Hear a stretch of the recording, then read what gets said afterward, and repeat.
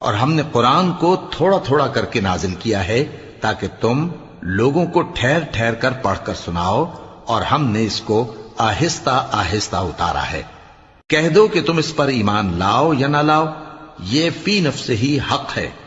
جن لوگوں کو اس سے پہلے علم کتاب دیا گیا ہے،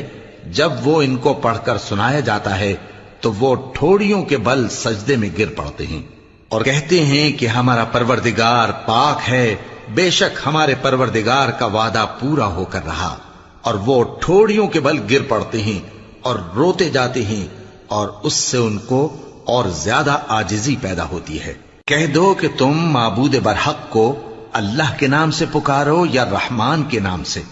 جس نام سے پکارو اس کے سب نام اچھے ہیں، اور نماز نہ بلند آواز سے پڑھو اور نہ آہستہ، بلکہ اس کے بیچ کا طریقہ اختیار کرو، اور کہو کہ سب تعریف اللہ ہی کو ہے، جس نے نہ تو کسی کو بیٹا بنایا ہے اور نہ اس کی بادشاہی میں کوئی شریک ہے، اور نہ اس وجہ سے کہ وہ عاجز و ناتواں ہے کوئی اس کا مددگار ہے، اور اس کو بڑا جان کر اس کی بڑائی کرتے رہو۔